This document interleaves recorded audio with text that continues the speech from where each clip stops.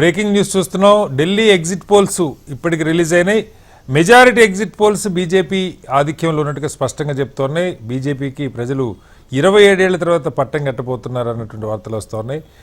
Peoples pulse, అలాగే మాట్రీస్, ఇలా Chanakya, CNN అనేక ఎగ్జిట్ పోల్స్ బీజేపీకి స్పష్టమైన ఆధిక్యం చూపిస్తున్నాయి. అయితే గత అసెంబ్లీ ఎన్నికలు, ఆంధ్రప్రదేశ్ సంబంధించిన అసెంబ్లీ ఎన్నికల్లో చాలా స్పష్టంగా వైసీపీ దారుణంగా ఓడిపోతుందని చెప్పిన కేవలం 14 స్థానాలు మాత్రం వైసీపీ దక్కించుకుంటుందని చెప్పినటువంటి కేకే సర్వే ఢిల్లీలో పూర్తి భిన్నంగా ఆమ్ ఆద్మీ పార్టీ 39 స్థానాలు దక్కించుకుంటుందని చెప్తున్నారు. బీజేపీ కేవలం 22 స్థానాలకే పరిమితమయ్యే అవకాశం ఉందని చెప్పి కేకే సర్వే చెప్తున్నది. అలాగే మాట్రీజ్ అనే సర్వే కూడా అటు బీజేపీ కానీ ఆప్ కానీ బీజేపీకి 35 నుంచి 40 స్థానాలు రావచ్చు, ఆప్కి 32 నుంచి 37 స్థానాలు రావచ్చు అని చెప్తుంది. ఢిల్లీలో మ్యాజిక్ ఫిగర్ 36గా ఉన్నది.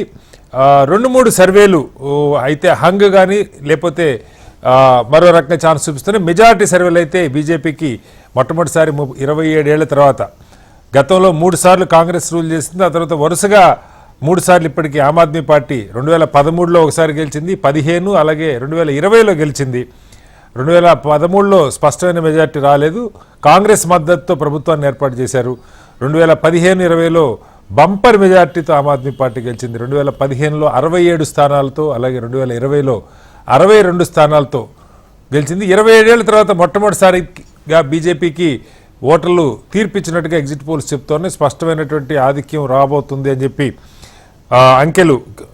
లీస్ట్ మనం చూస్తున్నది 36 స్థానాల నుంచి 60 స్థానాల దాకా కూడా భారతీయ జనతా పార్టీకి వచ్చే అవకాశం ఉందని రకరకాల ఎగ్జిట్ పోల్స్ చెప్తున్నాయి. ఆమ్ ఆద్మీ పార్టీకి 10 నుంచి 39 స్థానాల వరకు చూపిస్తున్నాయి. కాంగ్రెస్ అసెంబ్లీలో ఈసారి అడుగు పెడుతుందా లేదా అన్నది ప్రశ్నార్థకంగా ఉంది. 1 నుంచి 3 స్థానాలు మాత్రం కాంగ్రెస్కి వచ్చే అవకాశం ఉన్నట్టుగా కనపడుతుంది. అయితే కాంగ్రెస్ ఏ మేరకు ఓట్లను చీల్చబోతుందన్న దాన్ని బట్టి ఆమ్ ఆద్మీ పార్టీ భవితవ్యం తేలబోతుంది. ఇండియా కూటమిలో భాగస్వాములు ఉన్న 2 పార్టీలు పూర్తిగా విడివిడిగా పోటీ చేసినటువంటి పరిస్థితి. 70కి 70 స్థానాలు అటు ఆమ్ ఆద్మీ పార్టీ, కాంగ్రెస్ పార్టీ పోటీ చేశాయి. భారతీయ జనతా పార్టీ 68 స్థానాల్లో పోటీ చేసింది. తన మిత్రపక్షాలైనటువంటి లోక్ జనశక్తి పార్టీ, జేడీయూకి చెరొక స్థానాన్ని ఢిల్లీలో ఇచ్చినటువంటి పరిస్థితి. ఏం జరగబోతున్నది ఈ నెల 8వ తారీఖున శనివారం నాడు ఒరిజినల్ కౌంటింగ్ ఉంటుంది. ఎగ్జిట్ పోల్స్ అయితే గతంలో ఈ మధ్యకాలం 2024లో అయితే మనం స్పష్టంగా చెప్పొచ్చు ఎగ్జిట్ పోల్స్ చాలా దారుణంగా దెబ్బతిన్న పరిస్థితి. అటు జనరల్ ఎలక్షన్ కానీ హర్యానా ఎలక్షన్ కానీ రెండిట్లో కూడా ఎగ్జిట్ పోల్స్ అంచనాలు తారుమారయ్యాయి. మహారాష్ట్ర ఎలక్షన్కి సంబంధించి కొంతమేరకు ఎగ్జిట్ పోల్స్ ఒక రకమైనటువంటి ఫలితాన్ని చూపించినటువంటి పరిస్థితి కనపడుతుంది. అయితే ఆసక్తికరంగా తెలుగు రాష్ట్రాలకు చెందినటువంటి కేకే సర్వే సింగిల్ డిజిట్తో ఇవ్వటం, రేంజెస్ కూడా కాకుండా ఆయన సింగిల్ డిజిట్తో ఇచ్చారు. అటు ఆమ్ ఆద్మీ పార్టీకి 39 స్థానాలు, బీజేపీకి 22 స్థానాలు ఇచ్చారు. దీన్ని బట్టి 7 నుంచి 8 నుంచి 10 స్థానాలు కాంగ్రెస్ కానీ లేదంటే ఇతరులు కానీ గెలుచుకునే అవకాశం ఉంది. మొత్తం 70 స్థానాల్లో స్పష్టంగా మనకు కనపడుతున్నది. ఎలా ఉండబోతున్నది ఇప్పుడు అందుతున్నటువంటి ఎగ్జిట్ పోల్స్ అయితే మెజారిటీ భారతీయ జనతా పార్టీకి స్పష్టంగా అనుకూలంగా ఉన్నట్టుగా ఎగ్జిట్ పోల్స్ మనకు చెప్తూ ఉన్నాయి. రిపబ్లిక్, పీమార్క్, అలాగే పీపుల్స్ పల్స్, చాణక్య, సిఎన్ఎన్, మాట్రీజ్, ఇలా అనేక, ఆత్మసాక్షి, ఏబీపీ మాట్రీజ్, ఇలా అనేక సర్వేలు, టైమ్స్ నౌ, ఇవన్నీ కూడా బీజేపీకి ఆధిక్యం రావచ్చని స్పష్టంగా రకరకాల రేంజెస్లో ఇందాక మనం అనుకున్నట్టుగా 30 నుంచి 60 దాకా కూడా చూపిస్తుంది. 35, 34, 35 స్థానాల నుంచి 60 స్థానాల దాకా కూడా బీజేపీ గెలుచుకునేటువంటి అవకాశం ఉందని చెప్తున్నారు. ట్రయాంగిల్ ఫైట్ కాదు కానీ ఒక హోరాహోరీ ఫైట్ అయితే జరిగింది. కాంగ్రెస్ ఏ మేరకు ఓట్లని, వాస్తవంగా కాంగ్రెస్ చివరిలో కాస్త పుంజుకున్నట్టు చెప్తున్నారు. ఇది ఆమ్ ఆద్మీ పార్టీని దెబ్బతీస్తుందా, ఫలితం ఏ రకంగా ఉండబోతుంది? కొన్ని స్థానాల్లో చాలా ప్రతిష్టాత్మకమైన స్థానాలు ఉన్నాయి. మనకు తెలుసు, న్యూఢిల్లీ మాజీ ముఖ్యమంత్రి అరవింద్ కేజ్రీవాల్తో పాటు అక్కడ షీలా దీక్షిత్ గారి కుమారుడు, మరో మాజీ ముఖ్యమంత్రి కుమారుడు బీజేపీ నుంచి పోటీ చేస్తున్నారు. అలాగే కల్కాజీ నుంచి అతిషి మీద అల్కా లాంబా, అలాగే పర్వేష్ వర్మ పోటీ చేస్తున్నటువంటి పరిస్థితి. ఇలా అనేక కీలకమైన స్థానాలు ఉన్నాయి ఢిల్లీలో. 7 పార్లమెంటు స్థానాలు, 7లో ఒక్కొక్క పార్లమెంట్లో 10 అసెంబ్లీ స్థానాలు ఉన్నాయి. South Delhi, west Delhi, north east Delhi, east Delhi, అలాగే చాందనీ చౌక్, ఇలా 7 పార్లమెంట్ స్థానాల్లో కొన్ని స్థానాల్లో గతంలో ఆమ్ ఆద్మీ పార్టీ మొత్తం అసెంబ్లీ స్థానాలు 10కి 10 గెలుచుకున్న పరిస్థితి ఉంది. ఒక సౌత్ ఢిల్లీలో కేవలం 1 స్థానం గతంలో బీజేపీకి వెళ్ళింది. న్యూఢిల్లీ, అలాగే new east Delhi, east north New Delhi, east Delhi, అలాగే ఈ రెండు ఢిల్లీలు, ఈస్ట్ ఢిల్లీ అండ్ న్యూఢిల్లీలో 7 స్థానాలు ఆమ్ ఆద్మీ పార్టీ గెలిచింది, 3 భారతీయ జనతా పార్టీ గెలిచింది. అయితే గత 3 ఎన్నికల్లో, ముఖ్యంగా 2015, 2019, 20లో జరిగినటువంటి అసెంబ్లీ ఎన్నికల్లో కాంగ్రెస్ బోణీ కొట్టలేదు. ఇది చాలా గతంలో 40% ఓట్లు కాంగ్రెస్ పార్టీ 2020కి వచ్చేసరికి 4% పడిపోయింది. మొత్తం కాంగ్రెస్ ఓటంతా గంపగుత్తగా ఆమ్ ఆద్మీ పార్టీకి షిఫ్ట్ అయిపోయిన పరిస్థితి మనం చూస్తాను.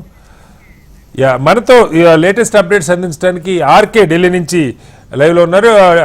ఆర్కే, చెప్పండి, ఏంటి ఢిల్లీలో ఎగ్జిట్ పోల్స్ అయితే వచ్చాయి, మెజారిటీ స్థానాలు బీజేపీ వైపు చూపిస్తున్నాయి. అయితే తెలుగు రాష్ట్రాలకు చెందిన సంచలనాత్మకమైన సర్వే సంస్థ కేకే గతంలో ఏపీ ఎలక్షన్ అప్పుడు మీకు కూడా తెలుసు, ఒక్క సర్వే మాత్రం ఆమ్ ఆద్మీ పార్టీకి 39 స్థానాలు సింగిల్ నెంబర్ చెప్తున్న పరిస్థితి. ఎలా ఉంది వాతావరణం? ఇక్కడ వాతావరణం చూసుకున్నట్టయితే మాత్రం దాదాపుగా బీజేపీకి అనుకూలంగానే ఉందని చెప్పాలి. ఎందుకంటే లాస్ట్ మినిట్ లో బీజేపీ పేల్చిన ఒక బాంబు ఎఫెక్ట్ బాగా ఉంటుంది. అదే 12 లక్షల రూపాయల పన్ను మినహాయింపు. ఎందుకంటే ఢిల్లీలో 67% మంది మధ్యతరగతి ప్రజలు ఉన్నారు. వాళ్ళలో కనీసం 40% ఎంప్లాయీస్ ఉంటారు. మరి వాళ్ళందరికి కూడా ఇది బెనిఫిట్ కాబట్టి వాళ్ళందరూ బీజేపీకి ఓటు వేస్తారనేది ఒక కారణం. రెండోది డబుల్ ఇంజిన్ సర్కారు అనేది ఉండటం వల్ల అభివృద్ధి అనేది జరుగుతుంది అనేది ఇంకొక కారణం. ఈ 2 కారణాల నేపథ్యంలోనే ఇక్కడ ఆమ్ ఆద్మీకి ఈసారి ఇది ఒక 2 కారణాలు. మూడో కారణం ఏంటంటే ఇప్పటిదాకా 3 సార్లు ఆమ్ ఆద్మీ పార్టీకి ఇచ్చారు కాబట్టి ఈసారి ప్రజలు మార్పు కోరుకుంటున్నారు. ఈ 3 రీజన్స్ వల్ల బీజేపీకి లాభం కలుగుతుంది అని చెప్పేసి కూడా ఇక్కడ తెలుస్తుంది. మరి ఓటర్లు కూడా అదే రకంగా ఉన్నారు. ఎందుకంటే గతంలో చూసుకున్నట్టుగైతే ఆమ్ ఆద్మీ పార్టీ చాలా స్కీమ్స్ ప్రవేశపెట్టింది. ఈసారి ఇంకా వాటికి యాడ్ చేస్తూ ఇబ్బడి ముబ్బడిగా ప్రకటించింది. దానికి కంటే డబల్ గా బీజేపీ ప్రకటించడం కూడా ఇంకొక కారణం. ఈ 4 కారణాల వల్ల బీజేపీ వైపు ప్రజలు మొగ్గు చూపుతారనేది ఇక్కడ ప్రధానంగా తెలుస్తుంది. ముఖ్యంగా అయితే మార్పునైతే కోరుకుంటున్నారు. ఈసారి ఆప్కి షాక్ తప్పదు అని చెప్పేసి కూడా రాజకీయ విశ్లేషకుల నుంచి అందుతున్న సమాచారం. ఈ రోజు ఓటింగ్ సరళి కూడా మనం కానీ చూసుకున్నట్టుగైతే మాత్రం చాలా మందకొడిగా సాగింది. ఓటింగ్ పోల్ పర్సంటేజ్ 5 గంటల వరకు కూడా చూసుకుంటే 57.7% మించలేదు. మరి ఒక 6 గంటల లాస్ట్ 1 అవర్ లో పోలింగ్ చూసుకున్నా సరే 62-63% మించదని చెప్పేసి కూడా తెలుస్తుంది. ఏది ఏమైనా సరే ఈసారి ఇక్కడ అధికారాన్ని చేపట్టాలనేది చాలా కృతనిశ్చయంతో బీజేపీ ఉంది. ఎట్టి పరిస్థితుల్లో అధికారాన్ని కైవసం చేసుకుంటుందని కూడా రాజకీయ పండితులు విశ్లేషకులు చెప్తున్నారు. అయితే ఇక్కడ ఈ రోజు సర్వేలు కూడా వచ్చినట్టుగైతే ఒక కేకే సర్వే మినహాయించి మిగతా సర్వేస్ అన్ని కూడా బీజేపీకి అనుకూలంగా ఉన్నాయి. ఒక కేకే మాత్రమే ఆమ్ ఆద్మీ పార్టీకి అనుకూలంగా ఇచ్చారు. మరి ఆమ్ ఆద్మీ పార్టీ మీద లిక్కర్ షాక్ ఒకటి ఉంది. లిక్కర్ కుంభకోణంకి సంబంధించి కూడా ఆ ఎఫెక్ట్ కూడా తీవ్రంగా పడింది. ఇప్పుడు ఆమ్ ఆద్మీ పార్టీ అధినేత కేజ్రీవాల్ యొక్క తాను ఎప్పుడు నిజాయితీవంతుడిని, తాను మాత్రమే నిజాయితీవంతుడిని, రాజకీయ నాయకులు అందరూ కూడా అవినీతి పరులంటూ ఆయన ఎప్పుడు వ్యాఖ్యలు చేస్తూ ఉంటారు. మరి ఈ నేపథ్యంలో లిక్కర్ స్కామ్ ఎఫెక్ట్ మాత్రం ఆయన మీద చాలా పడింది. దాదాపుగా ఎక్కువ మంది ప్రజలు ఆయన మీద హోప్స్ పెట్టుకున్నారు, చాలా నిజాయితీ పడు అని చెప్పేసి. కానీ లిక్కర్ స్కామ్ తో ప్రజల్లో కొంత చేంజ్ అయితే వచ్చింది. ఆ చేంజ్ అలాగే ఇబ్బడి ముబ్బడిగా బీజేపీ కూడా ఎక్కడ కూడా వెనకాడకుండా ఇష్టం వచ్చినట్టుగా స్కీమ్స్ వరాల జల్లు కురిపించింది. ప్రజలు ఆర్కే ఒకటి చెప్పండి, ముఖ్యంగా 2013 ఎలక్షన్ తీసేస్తే ఆ తర్వాత జరిగిన ప్రతి ఎన్నికలు అటు పార్లమెంట్ కానీ అసెంబ్లీ కానీ 1 సైడెడ్గా తీర్పు ఇవ్వటం ఢిల్లీ ప్రజలకు అలవాటు. అసెంబ్లీలు రెండింటికి కూడా మొత్తం ఆమ్ ఆద్మీ పార్టీకి ఇచ్చారు. 2 పార్లమెంట్లు 2014 కానీ 19 కానీ ఆ మాటకు వస్తే 24 కానీ మూడిట్లో కూడా. ఇక్కడ నేను 2013లో స్వయంగా నేను చూశాను. ఆటో డ్రైవర్ దగ్గర నుంచి మిడిల్ క్లాస్ దాకా చాలా స్పష్టంగా కేటగారికల్గా రెండింటిని పూర్తి భిన్నమైన ఎన్నికలుగా ప్రజలు చూస్తారు. అక్కడ పార్లమెంట్కి బీజేపీకి వేస్తున్నారు, అసెంబ్లీకి ఆప్కి వేస్తూ ఉన్నారు. అయితే ఇప్పుడు మనకు వస్తున్నటువంటి ఇవి ఒకటి నా ప్రశ్నలు ఏంటంటే, ఒకటి పోలింగ్ భారీగా ఏం జరగలేదు. 2020 అసెంబ్లీలో దాదాపు 70% ఓటింగ్ జరిగినట్టుగా, 67 నుంచి 70% జరిగినట్టుగా నాకు గుర్తు. బట్ ఇప్పుడు మనకు అందుతున్న సమాచారం ప్రకారం 5 గంటలకి 52 పాయింట్ చిల్లరని నేను చూశాను. ఎంత మేరకు పెరగచ్చు? ప్రభుత్వం మీద పూర్తి వ్యతిరేకత ఉంటే పెద్ద ఎత్తున ఓటర్ టర్న్అవుట్ పెరగాలి. అది కూడా మిడిల్ క్లాస్ ఓటర్. మీరు గమనించి ఉంటారు, మిడిల్ క్లాస్ ఓటు భారీగా ఏమైనా పెరిగిందా? స్లమ్స్ ఎలాగూ ఆమ్ ఆద్మీకి పేదలు, ఆటో డ్రైవర్లు, స్కూల్ పిల్లలు, ప్రభుత్వ స్కూల్ వీళ్ళంతా ఆయనకు అనుకూలంగా ఉంటారని ఒక ఇది ఉంది. ఏం చెప్తారు? అయితే ఇక్కడ స్లమ్స్ లో ఎలాగో చుట్టుపక్కల దాదాపుగా 250 విలేజెస్ ఉన్నాయి. ఈ చుట్టుపక్కల విలేజెస్ లో ఆ విలేజెస్ లో ఉన్న స్లమ్స్ లో ఉన్న పీపుల్ మాత్రం కొంత వేస్తారు. అయితే ఈసారి ఏంటంటే స్లమ్స్ పీపుల్ ఎందుకు వేస్తున్నారంటే దానికి కారణం కేజ్రీవాల్ పథకాలు. కేజ్రీవాల్ పథకాలు ఏంటి? ఉచిత విద్యుత్ 200 యూనిట్ల ఉచిత విద్యుత్ ఇస్తున్నారు. అలాగే దాంతో పాటు ఫ్రీ బస్ ఇస్తున్నారు. దాంతో పాటు ఇక మహిళలకు ఫ్రీ బస్సు, అలాగే ఫ్రీ వాటర్ ఇస్తున్నారు. ఇవన్నీ స్కీమ్స్ అన్ని ఉన్నాయి. ఈ స్కీమ్స్ మించిన స్కీమ్స్ ఈసారి బీజేపీ ఇచ్చింది. వీటికంటే ఎక్కువ స్కీమ్స్ ఇస్తుంది. రెండో విషయం అంటే బీజేపీ ఇంకొక విషయాన్ని క్లియర్ గా చెప్పింది. ఇక్కడ చాలా పెద్ద ప్రాబ్లం ఉంది. పొల్యూషన్ కంట్రోల్ చేయడంలో ఢిల్లీ సర్కార్ టోటల్ గా విఫలమైంది అనేది క్లియర్ కట్ గా అందరికీ అర్థమైంది. చాలా మంది ఆరోగ్యాన్ని పాడు చేసుకుంటున్నారు, ఇక్కడ హాస్పిటల్ పాలవుతున్నారు. ఇది క్లియర్ గా చాలా మంది ప్రజల్లోకి కూడా వెళ్ళింది. ఇదొక రీజన్ కూడా ఉంటుంది. దాంతో పాటు మార్పు అనేది కోరుకుంటున్నారు అనేది ఇక్కడ క్లియర్ కట్ గా గ్రౌండ్ లెవెల్లో ఉంది. మరి ఈ నేపథ్యంలోనే పీపుల్ ఇటు టర్న్ అయ్యే అవకాశం ఉంది. అంటే గతంలో మనం కానీ ఒక విషయంగా చూసుకున్నట్లయితే ఓటింగ్ పర్సంటేజీ భారీగా తగ్గకపోయినప్పటికీ ఆంధ్రప్రదేశ్ లో ఎలాగైతే జగన్మోహన్ రెడ్డికి అలాగే చంద్రబాబు నాయుడుకి మధ్య టీడీపీకి వైసీపీకి మధ్య ఓటింగ్ పర్సెంట్ ఎలా ఉందో ఆ రకంగానే ఓటింగ్ అయితే ఉంటుంది. ఆమ్ ఆద్మీ పార్టీకి మంచి ఓటింగ్ వస్తుంది, కానీ సీట్స్ అయితే రావని చెప్పేసి కూడా ఇక్కడ సర్వేస్ అయితే చెప్తున్నాయి. మరి అదే రకంగా చూసుకున్నట్టుగైతే ప్రభుత్వం అంటే ఒక్క అవకాశం మళ్ళీ ఇద్దాం బీజేపీకి, కేంద్రంలో ఉంది కాబట్టి రాష్ట్రంలో కూడా ఉంటే కొంత మేలు జరుగుతుంది, కొంత డెవలప్మెంట్ యాక్టివిటీస్ బాగా జరుగుతాయని చెప్పి. అయితే కాంగ్రెస్ వాస్తవంగా సున్నానే ఉంది గత 2 సార్లుగా మనం చూస్తే అటు పార్లమెంట్ కానీ ఇటు అసెంబ్లీ కానీ. ఈసారి లాస్ట్ 2-3 రోజుల్లో కాంగ్రెస్ కొంతమేరకు పుంజుకుందన్న వార్తలు వచ్చినాయి. దాని ప్రభావం ముఖ్యంగా ఈ మైనార్టీ ఓటర్స్ ఎక్కువ ఉన్న ప్రాంతాల్లో ఆమ్ ఆద్మీ పార్టీకి దెబ్బ తగిలే అవకాశం ఉంది. అది మైనార్టీ ఓటు కనుక కాంగ్రెస్ వైపు పడితే అక్కడ కోల్పోయే అవకాశం ఉందన్నారు. కాంగ్రెస్ పుంజుకున్న మాట వాస్తవేనా? ఏమైనా అకౌంట్ ఓపెన్ చేసే అవకాశం ఉందా కాంగ్రెస్కి? కాంగ్రెస్ ది స్వయం కృతాపరాధమే. ఒకప్పుడు బీజేపీని ఓడించడం కోసం ఆమ్ ఆద్మీ పార్టీని గెలిపించండి, మాకు అవసరం లేదని చెప్పేసి రాహుల్ గాంధీ ఇచ్చిన పిలుపు నేపథ్యంలో మొత్తం కాంగ్రెస్ కి గ్రౌండ్ లెవెల్ లో చాలా స్ట్రాంగ్ కాంగ్రెస్ పార్టీ. షీలా దీక్షిత్ 2 సార్లు 3 సార్లు ముఖ్యమంత్రిగా చేశారు. మరి స్ట్రాంగ్ ఓటు బ్యాంక్ ఉంది. ఉన్నప్పటికీ కూడా కేవలం బీజేపీని ఓడించాలని చెప్పేసి ఆమ్ ఆద్మీ పార్టీకి వేయండి అని చెప్పేసి రాహుల్ గాంధీ కాంగ్రెస్ అగ్రనేతలు ఇచ్చిన పిలుపు నేపథ్యంలోనే కాంగ్రెస్ మట్టి కొట్టుకుపోయింది. ఈవెన్ ఒక్క సీటు కూడా లేకుండా గత 2 అసెంబ్లీ ఎన్నికల్లో కూడా ఉత్త చేతులతో ఉంది. అయితే ఈసారి ఉనికిని చాటుకునేందుకు కొంత ప్రయత్నించింది. 1 లేదా 2 సీట్లు అయితే మాత్రం కాంగ్రెస్ పార్టీకి వచ్చే అవకాశాలు అయితే కనిపిస్తున్నాయి. ఎందుకంటే కాంగ్రెస్ లో మార్పు వచ్చింది. కేజ్రీవాల్ ను తిడుతున్నారు, కేజ్రీవాల్ సర్కార్ బాగాలేదని చెప్తున్నారు. ఇండియా కూటమిలో నుంచి కూడా రకరకాల వాదనలు వచ్చి ఎవరికి వారే యమునా తీరే విధంగా వెళ్ళిపోవడం కూడా ఆ నేపథ్యం. దాంతో పాటు ఇక్కడ ఉన్న మైనార్టీస్ మేజర్ గా కాంగ్రెస్ కున్న పెద్ద ఓటు బ్యాంక్ మైనార్టీస్. ఈసారి కేజ్రీవాల్ కి అతిపెద్ద షాక్ ఇచ్చేది ఇది అని చెప్పొచ్చు. కాంగ్రెస్ పార్టీతో కలవకుండా ఒంటరిగా వెళ్ళటం అనేది కేజ్రీవాల్ కి అతి పెద్ద దెబ్బ. మన దీన్ని ఉదాహరణగా పోల్చుకున్నట్టుగైతే ఆంధ్రప్రదేశ్ లో 2019 ఎన్నికల్లో ఎలా అయితే చంద్రబాబు నాయుడు సపరేట్ గా అలాగే పవన్ కళ్యాణ్ సపరేట్ గా వైసీపీ సపరేట్ గా ఎలా వెళ్ళాయో ఆ టైంలో వైసీపీ ఈసారి ఇక్కడ చూసుకున్నట్టుగైతే మాత్రం కాంగ్రెస్ ప్లేస్ ని పవన్ కళ్యాణ్ తో పోల్చవచ్చు, అలాగే వైసీపీ ప్లేస్ ని ఇక్కడ బీజేపీతో పోల్చవచ్చు, టీడీపీని ఇక్కడ ఆమ్ ఆద్మీ పార్టీతో పోల్చవచ్చు. ఇలా కాంగ్రెస్ కిను ఆమ్ ఆద్మీ పార్టీకి మధ్య ఎలాంటి ఇది లేకుండా ఒంటరిగా పోరు వెళ్ళటం అనేది మైనార్టీస్ కాంగ్రెస్ గ్రౌండ్ లెవెల్ ఉన్న ఓటు బ్యాంక్ అంతా కూడా ఆమ్ ఆద్మీని నిలువునా చీల్చే అవకాశం అయితే స్పష్టంగా కనిపిస్తుంది. ఓకే, ఇంకొక పాయింట్ కీలకంగా లాస్ట్ ఒక వారం రోజులు మనం యమునా నది విషపూరితమైంది, విషం కలిపారని ప్రచారం, దాని మీద కేసులు, నిజంగా అది హర్యానా వైపు నుంచి వస్తుంటుంది. చాలా విషయాలు అక్కడ ఉన్న ప్రభుత్వం చేతిలో కంట్రోల్లో లేదు. మీరు అన్నట్టు పొల్యూషన్ కూడా అది కేవలం ఢిల్లీ పొల్యూషన్ కాదు, హర్యానా, పంజాబ్ ఈ రాష్ట్రాల్లో పంట తగలబెట్టడం వల్ల వచ్చేటువంటి ఈ పొల్యూషన్ సంగతి చాలా ఎస్టాబ్లిష్ చేసే ప్రయత్నం చేసిన ప్రజలు ఈసారి అయితే దానికి అలాగే విద్యా ఆరోగ్యానికి సంబంధించి చాలా కేటగారికల్ చేంజెస్ వచ్చినాయి. అక్కడ ప్రభుత్వ హాస్పిటల్స్ బాగా ఇంప్రూవ్ అయినాయి, స్కూల్స్ బాగా ఇంప్రూవ్ అయినాయి చెప్తారు. ఓట్ షిఫ్ట్ ఎక్కడి నుంచి జరుగుతుంది?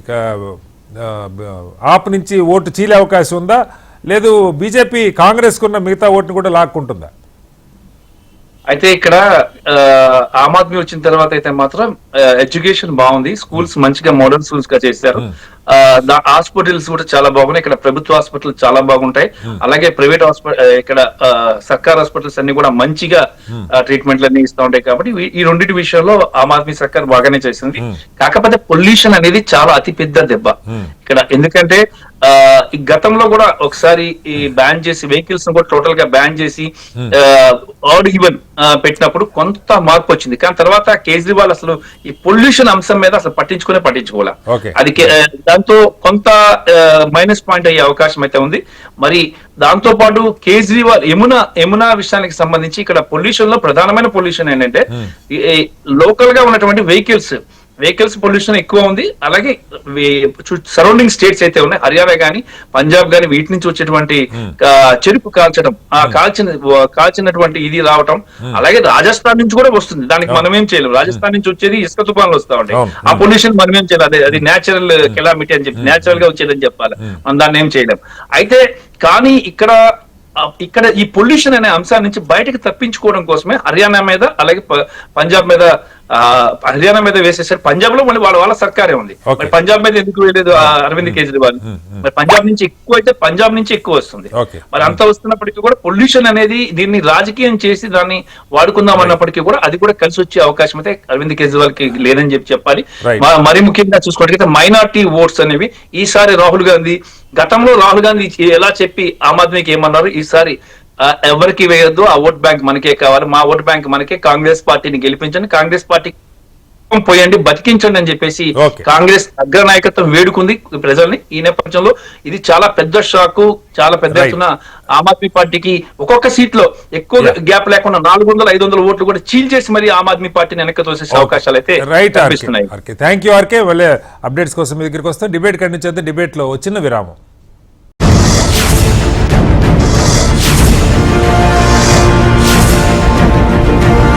నమస్కారం.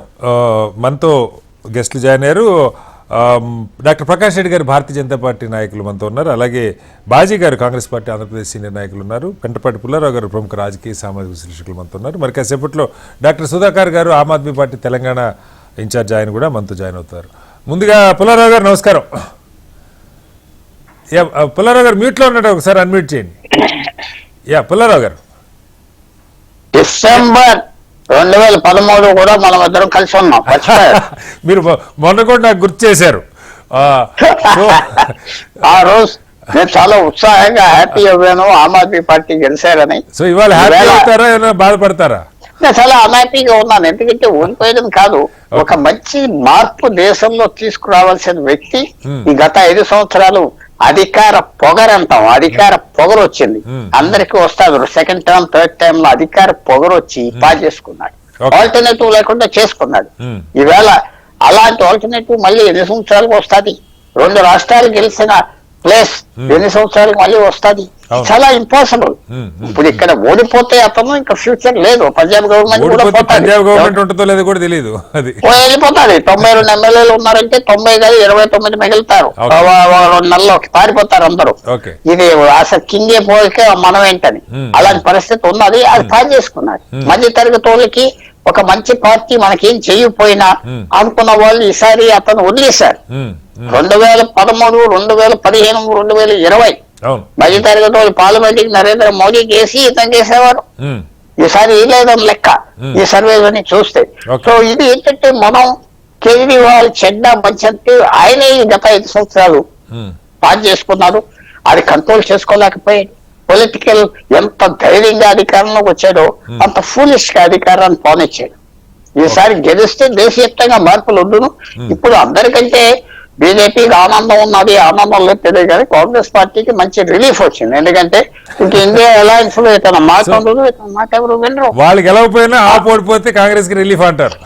చాలా పెద్ద గేమ్ కాంగ్రెస్ పార్టీకి. ఈవేళ ఎలక్షన్ రిజల్ట్స్ వచ్చాక అనలైజ్ చేస్తే ముస్లింలు ఎలా ఓటేశారు, 2%, 3%, 5% వల్ల పోయిందా ఈ ఎలక్షన్, మిగతా వాళ్ళు ఏంటి, కాంగ్రెస్ పార్టీకి 4% ఓట్లు వచ్చినాయా 10 వచ్చినాయా ఇంకా తెలియదు కదా మనకి. 8వ తారీఖు తెలుస్తాయి.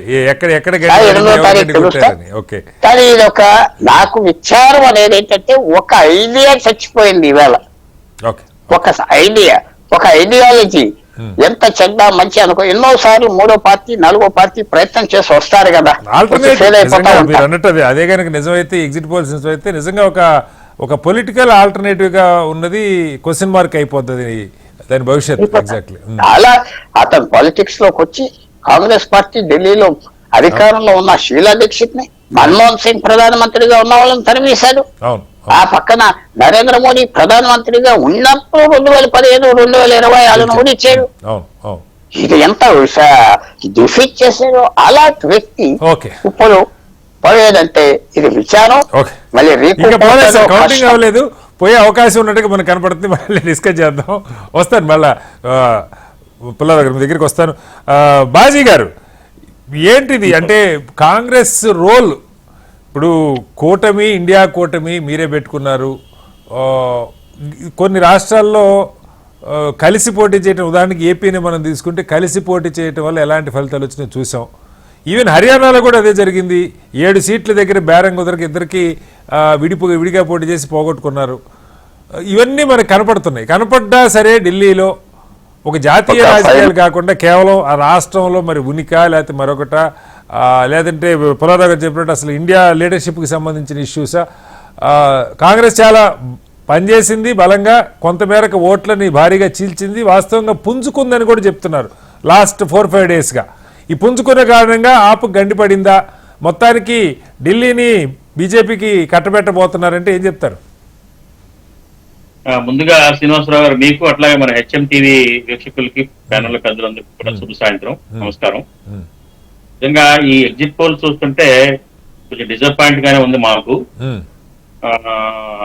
అయితే ఆప్ పార్టీతో పొత్తు అనేది ముందు నుంచి కూడా మేము అనుకోలేదు. పొత్తు అనేది వద్దని అనుకుని ఒంటరిగానే కాంగ్రెస్ పార్టీ పోరాటం చేయడం. ఎట్లా అనుకుంటారు సార్? పోయినసారి మీకు 0 సీట్లు ఉన్న దగ్గర ఇప్పుడు అధికారంలోకి వచ్చేస్తామని ఎలా అనుకుంటారు బాజీ గారు? నాకు అధికారంలోకి రాకపోయినా రిమార్కబుల్ స్థాయిలో సీట్లు సాధిస్తామన్న ఆశాభావంతో ఉన్నామండి. ఎందుకంటే ఇప్పుడు కేజ్రీవాల్ గారితో పొత్తు విషయంలో ముందు నుంచి కూడా కాంగ్రెస్ పార్టీ విముఖతగానే ఉందండి. కారణం ఏంటంటే కేజ్రీవాల్ గారి వ్యవహార శైలి గతానికి ఇప్పుడు పూర్తిగా భిన్నంగా ఉంది, మనకందరికీ తెలుసు. ఆయన అవినీతి మరి లిక్కర్ స్కామ్ లో కూరుకుపోవటం కానివ్వండి, మరి రాహుల్ గాంధీ గారు పదే తన ప్రచారంలో చెప్పినట్లుగా ఒక వ్యాగనార్ కార్ లో ఒక స్వెటర్ వేసుకొని మఫ్లర్ తోటి అతి సాధారణమైన వ్యక్తిగా అవినీతిని మరి చీపురు కట్టతో ఊడ్చేస్తామని ప్రారంభమైన వ్యక్తి 2 టెర్మ్స్ అధికారంలోకి వచ్చిన తర్వాత ఆయనకి పదవి రీత్యా వచ్చిన అహంకారంతో ఆయన వ్యవహార శైలిలో కానివ్వండి, ఆలోచన విధానంలో కానివ్వండి చాలా మార్పు వచ్చింది. ఈ పరిపాలన విధానంలో కానివ్వండి చాలా మార్పు వచ్చింది. ఏదైతే అవినీతిని తరివేస్తారని వచ్చాడో అదే అతను అవినీతిలో కూరుకుపోవటం, అవినీతికరమైన విషయాలు ప్రోత్సహించడం. అదే నిజమైతే సార్ మరి మీ చేతిలోంచి అధికారాన్ని ఆయన తీసుకున్నాడు. ఒకప్పుడు మీకు 40% ఓట్లు ఉన్నాయి, 2020 4% పడిపోయింది. ఢిల్లీ పీఠం అంటే కాంగ్రెస్ షీలా దీక్షిత్ గారి హయాంలో చాలా పగడ్బందీగా పటిష్టంగా ఉండేది కాంగ్రెస్ పార్టీ పరిస్థితి. కాకపోతే ఏంటంటే ఇప్పుడు ఆమ్ ఆద్మీ పార్టీ వచ్చిన తర్వాత అక్కడ ఆయన బలోపేతం అవటం, యాక్చువల్ గా కాంగ్రెస్ పార్టీ ప్రోత్సహించింది ఒకప్పుడు కేజ్రీవాల్ గారిని, ఆ పార్టీని. కాకపోతే ఏంటంటే ఆయన వ్యవహార శైలిలో మార్పు తోటి ఏదైతే ఇండియా బ్లాక్ కూటమిలో కూడా వచ్చిన కొన్ని అభిప్రాయ భేదాలు, ఇవన్నీ కారణాలు కూడా ఉన్నాయి. మరి పొత్తుకి వెళ్తే బాగుండేది, కానీ పొత్తు కుదిరే పరిస్థితులు కానీ ఆ రకమైన వాతావరణం దూరంగా. పుల్లారావు గారు చెప్పడం కాంగ్రెస్ కూడా చాలా సంతోషంగా ఉంటది, ఒకటి చచ్చిపోయాడు కదా అన్న పాయింట్ లో చెప్తున్నారు. నిజంగా అంతేనా ఆలోచన? ఇట్లా ఎందుకుంటాం సార్, అలా ఉండదండి. మేము బతికి అభివృద్ధిగా రావాలని కోరుకుంటాం కానీ మీకు కాంపిటేటివ్ గా తయారవుతున్నా ఆయన అలాగే ఉండదు సార్. ఎందుకంటే కాంగ్రెస్ పార్టీ పూర్వ ఔన్నత్యాన్ని సాధించాలి ఢిల్లీలో అనే ఒక ప్రయత్నంలో పోరాటం చేసింది. ముఖ్యంగా ఇప్పటికీ మేమేమి హోప్స్ వదులుకోలేదు. కొన్ని ప్రాంతాల్లో ముఖ్యంగా ముస్లింస్ ఏరియాలో కానివ్వండి, స్లమ్ ఏరియాస్ లో కానివ్వండి, పేద బడుగు బలహీన వర్గాలు నివాసం ఉండే ప్రాంతాలు కానివ్వండి, వేరే చోట్ల నుంచి వలస వచ్చిన కాలనీస్ ఆ ప్రాంతాల్లో కానివ్వండి, కాంగ్రెస్ కి మంచి ఓట్స్ వస్తాయని చెప్పేసి మేము అనుకుంటాం. ఓకే సార్, ఓకే, మళ్ళీ వస్తాను మీ దగ్గర. ప్రకాష్ రెడ్డి గారు, కంగ్రాచులేషన్స్. ముందు మీ ఎగ్జిట్ పోల్స్ ప్రకారం అయితే మీకు స్పష్టంగా ఇది కనపడుతుంది, కానీ ఎగ్జిట్ పోల్స్ని నమ్మాలా వద్దు అనేది ఒక పెద్ద, ఎందుకంటే మొన్న పార్లమెంట్ ఎలక్షను, ఆ తర్వాత హర్యానా ఎలక్షన్ చూసిన తర్వాత ఎక్సెప్ట్ మహారాష్ట్ర కొంచెం ఎందుకో అనుకున్న రీతిలో వస్తున్నాయా. ఇక్కడ కూడా మనకి ది బెస్ట్ రిజల్ట్ ఇచ్చిన తెలుగు స్టేట్స్ సంబంధించి కేకే సర్వే మాత్రం ఆ సింగిల్ డిజిట్ ఇస్తున్నాడు ఆయన. 39 స్థానాలు ఆమ్ ఆద్మీ పార్టీ గెలుస్తుంది, బీజేపీ 22 స్థానాలకని. బట్ మిగతా సర్వేలన్నీ మెజారిటీ 1-2 ఇద్దరికి ఛాన్స్ ఉందన్నట్టు ఇచ్చినా కూడా మిగతావన్నీ కూడా బీజేపీకి 60 దాకా వచ్చే 35 నుంచి 34-35 నుంచి 60 దాకా వాళ్ళు ఇస్తూ వచ్చారు. ఏంటి ఢిల్లీలో ఈసారి పునఃప్రతిష్ఠ చేస్తారా కాంగ్రెస్ బీజేపీ ప్రభుత్వాన్ని? శ్రీనివాసరావు గారు, ముందు పెద్దలిద్దరికి నమస్కారం. మీకు కూడా శ్రీనివాసరావు గారు నమస్తే సార్. చెప్పండి. నేనేమంటే ఢిల్లీ ఎగ్జామ్ మీరు అన్నట్టు ఎగ్జిట్ పోల్స్ ఎప్పుడు ఎగ్జాక్ట్ రిజల్ట్స్ ఏమి ఇవ్వట్లేదు కూడా చాలా సందర్భాల్లో. కానీ ఒక ఇండికేటర్ గా మూడ్ ఆఫ్ ది పీపుల్ గా తీసుకొని అనుకున్న చర్చ కోసం దాని బేసిస్ మీదనే మనం చర్చించుకుంటున్నాం కాబట్టి అక్కడనే ఉన్న గివెన్ రిజల్ట్ ఇచ్చినటువంటి ఫలితాల మీదనే మనం చర్చించుకోవాలి. రేపు పొద్దున రిజల్ట్స్ ఏమొస్తాయి అనేది సరే చూద్దాం. అది ఇంకా 3 రోజులు అయితే రిజల్ట్స్ బయటకు వస్తాయి, పెద్ద ఇష్యూ కాదు అది. అయితే నేనేమంటే ఈ 10 సంవత్సరాలు కేజ్రీవాల్ పరిపాలన ఉండింది, కానీ నేను ఒక విషయం మాత్రం నేను చాలా స్పష్టంగా చెప్తున్నాను సార్. విశ్లేషణ కేజ్రీవాల్ గెలుస్తాడా, 32 సీట్లు వస్తాయా, మాకు 36 వస్తాయా, ఆయనకు 22 వస్తాయా, మాకు 60 వస్తాయా, ఇవన్నీ లెక్కలు ఎల్లుండి తెలిసిపోతాయి. ఒక 4 ఇప్పుడు ఒక 2-3% ఆఫ్ ఓట్లు ఇంకా అయ్యిందా కూడా ఇంకో నడుస్తుండే 1-2%. అట్లా 1000 ఓట్లతో 500 ఓట్లతో 300 ఓట్లతో గెలిచి ఆఖరికి ఒక పార్లమెంట్ సీటు మన ఈ మధ్య నాందేడ్ లో బై ఎలక్షన్స్ లో పోస్టల్ బ్యాలెట్ తో గెలిచి లాస్ట్ మినిట్ లో 12 గంటల రాత్రి పోస్టల్ బ్యాలెట్ తో గెలిచారు. మామూలుగా ఈవీఎం బ్యాలెట్స్ అయితే బీజేపీ గెలిచింది. కాబట్టి మనం ఒక పార్లమెంట్ సీట్ లో పోస్టల్ బ్యాలెట్స్ అంటే ఒక అసెంబ్లీలో ఏమైనా జరగవచ్చు. అందులో ఢిల్లీలో చాలా చిన్న నియోజకవర్గాలు సార్, చాలా చిన్న నియోజకవర్గాలు. అందుకోసం దాని గురించి మనం ఏం జరుగుతుందనే దానికి చర్చించాల్సిన అవసరం లేదు. అంటే దాన్ని మనం అవసరం లేదు. కానీ నేను ఒక్క విషయం చెప్తున్నాను సార్. 2013 సూటిగా యాప్ ఉన్న వాళ్ళు ఎవరు జాయిన్ కాలేదు కాబట్టి వస్తారు, జాయిన్ అవుతారు, పర్లేదు చెప్పండి. కాంగ్రెస్ పార్టీ గురించి చెప్తారు. 2013లో అప్పటిదాకా 15 సంవత్సరాలు అప్రతిహతంగా కాంగ్రెస్ పార్టీ ఢిల్లీని షీలా దీక్షిత్ గారు నాయకత్వంలో ముఖ్యమంత్రిగా పరిపాలించారు. 2004 నుంచి 2009 నుంచి 2014 దాకా సుమారుగా 15 సంవత్సరాలు. అంతకుముందు బీజేపీ దానికి స్టేట్ తేవడంలో కీలక పాత్ర పోషించినప్పటికీ బీజేపీ ఒక్కసారి గెలిచింది 2004 నుంచి 2009 దాకా. ఆ తర్వాత మళ్ళీ బీజేపీ ఇప్పటిదాకా 25 సంవత్సరాలు బీజేపీ గెలవలే. అయితే నేనేమంటున్నా అంటే కాంగ్రెస్ పార్టీ దేశం మొత్తం మీద రాజకీయాలలో ఇంకొక రాష్ట్రమే కాదు, కమ్యూనిస్టు పార్టీ కూడా అదే తరహాలో రాజకీయాలు చేసి దేశం అంతా నష్టపోయింది. జస్ట్ బెస్ట్ ఎగ్జాంపుల్ 2013లో బీజేపీకి 32-33 సీట్లు వచ్చాయి, ఆ పార్టీకి 29 సీట్లు వచ్చాయి, కాంగ్రెస్ కి 7-8 సీట్లు వచ్చాయి. 8 సీట్లతోటి బీజేపీని దూరంగా పెట్టడం కోసం కాంగ్రెస్ పార్టీ ఆప్ కు సపోర్ట్ చేసి అప్పటిదాకా అయితే మేము ఓటమిని అంగీకరిస్తూ సపరేట్ గా లేరు, ఓటమిని అంగీకరిస్తూ దూరంగా లేరు. కానీ బీజేపీ మీద గుడ్డి వ్యతిరేకత ఎట్లయితే కమ్యూనిస్టు పార్టీని బెంగాల్లో కేరళలో కూడా లేదా దేశం మొత్తం మీద వాళ్ళ ప్రభావం తగ్గించుకున్నారో అట్లాగే కాంగ్రెస్ పార్టీ కూడా అనేక రాష్ట్రాలలో బీజేపీ మీద గుడ్డి ప్రేమ, వాళ్ళకు వాళ్ళు ఫైట్ చేయలేక అనుకోండి, సైద్ధాంతికంగా నిలబడలేక అనుకోండి, ఏ కారణం చేతనైనా సరే. ఈవెన్ మహారాష్ట్ర మన ఎలక్షన్స్ లో కూడా దాని ఫలితాలే కనపడ్డాయి సార్. ఎందుకు చెప్తున్నా అంటే విధానపరమైన నిర్ణయాల విషయాల్లో పోరాటం చేయడం మంచిది. బీజేపీతో కాంగ్రెస్ పోరాటం చేస్తే అవును కాదు ఏదో ఒకటి తేలుతుంది, తప్పు ఇది రైట్, ప్రజలు ఎప్పటికప్పుడు నిర్ణయాలు తీసుకుంటారు. కానీ దురదృష్టం ఏంటంటే ఆ ఎన్నికల తర్వాత మళ్ళీ కాంగ్రెస్ పార్టీకి ఒక సీట్ గెలవాలి. ఇప్పటిదాకా ఢిల్లీ ఎలక్షన్ నా పార్లమెంట్ గెలవాలి, నా అసెంబ్లీ గెలవాలి. గెలుస్తుందన్న ఆశ ఇప్పుడు కూడా పెద్దవాళ్ళు వారు చెప్పినారు, కానీ గెలుస్తుందన్న ఆశ లేదు. ఓట్ల శాతం బాగా పెరగొచ్చు అనేటువంటిది అంచనా ఇస్తున్నారు. ఇప్పుడు వస్తున్న అంచనాలు కూడా అంతే. కాబట్టి నేను చాలా స్పష్టంగా విశ్లేషణ ఏంటంటే అది పంజాబ్ లో కూడా అంతే. పంజాబ్ లో కూడా బీజేపీ అకాలీదళం రావద్దు అంటే ఎవరు వచ్చిండ్రు. మేము అప్పుడప్పుడు నేను కోరుకుంటా సార్, అంటే నేను సైద్ధాంతికంగా మోడీ గారు చెప్తున్నప్పుడు కాంగ్రెస్ ముక్త భారత్ అంటే అది ఒక వ్యక్తుల అంశం కాదు, ఒక సైద్ధాంతికమైనటువంటి అంశం విషయంలో కాంగ్రెస్ పార్టీ చేస్తున్నటువంటి వాళ్ళు వ్యవహరిస్తున్న తీరు విషయంలో మోడీ గారు మాటి చెప్తున్నారు. కానీ నేను దేశంలో ఒక బలమైన ప్రతిపక్షం ఉండాలని కోరుకుంటాను సార్. ఎందుకంటే ప్రజాస్వామ్య పునాదే ప్రతిపక్షం అధికార పక్షం రెండు బలంగా ఉన్నప్పుడే ప్రజాస్వామ్య పునాది ఉంటది. ప్రజాస్వామ్యం ఒక పార్టీ కోరుకున్నారు కానీ మోడీ గారు కోరుకోలేదు. సమస్య మోడీ గారు కోరుకుంటాను. ఎందుకంటే కాంగ్రెస్ భావజాలం మారాలని, అంతకంటే వేరే ఉద్దేశం కాదు. వ్యక్తిగతంగా కూడా కాదు, వ్యక్తుల గురించి కూడా కాదు. వ్యక్తిగతమైనటువంటి అసాసినేషన్ అంటాం కదా, వ్యక్తి నిర్మూలన ద్వారా సమాజం ఏం బాగుపడదు, అది బాగుపడలేదని కూడా ఒక ఉద్యమాలు చెప్తూనే ఉన్నాయి ఈ రోజున. కాబట్టి భావజాలం సిద్ధాంతం విషయంలో కాంగ్రెస్ పార్టీ ఆలోచించాల్సిన అవసరం ఉంది. ఇది ఒక గుణపాఠంగా జరగాల్సింది. దురదృష్టం ఏంటంటే గుణపాఠం నేర్చుకోవట్లేదు వాళ్ళు.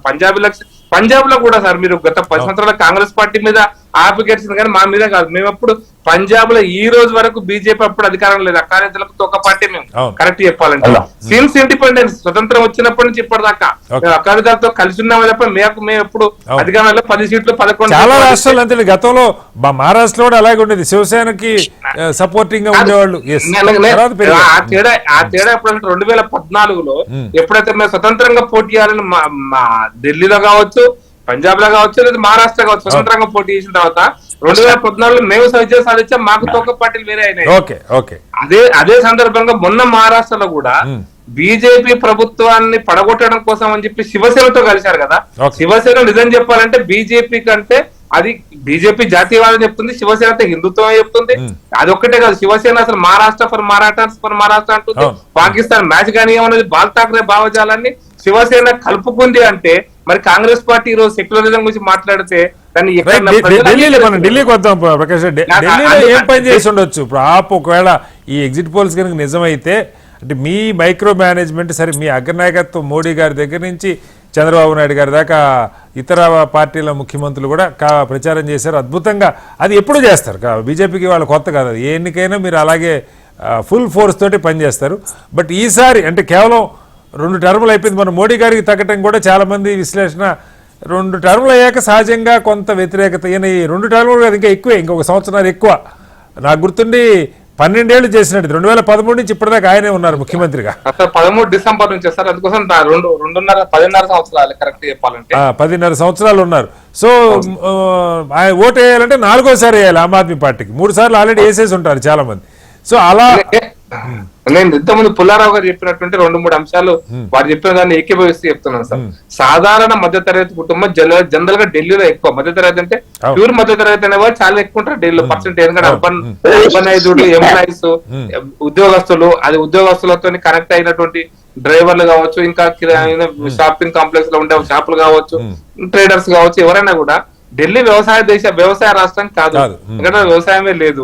కాబట్టి టోటల్ గా ఉద్యోగులు, వ్యాపారస్తులే అక్కడ మోస్ట్లీ ఉండేటువంటి, అది కేంద్ర రాష్ట్ర ప్రభుత్వ ఉద్యోగులు లేదా వ్యాపారస్తులు. కానీ మీరు నిన్న బడ్జెట్ లో కూడా ఈ గత 10 ఏళ్లుగా చేయని ఒక షాప్స్ అనాలా ఏమన్నా 10 ఏళ్ళకి ఎప్పుడు ఎంతమంది ఎన్నిసార్లు మొత్తుకుని ₹1 పెంచలేదు. కానీ 7 లక్షల నుంచి 12 లక్షలకి పెంచారు ప్రకాష్ రెడ్డి గారు.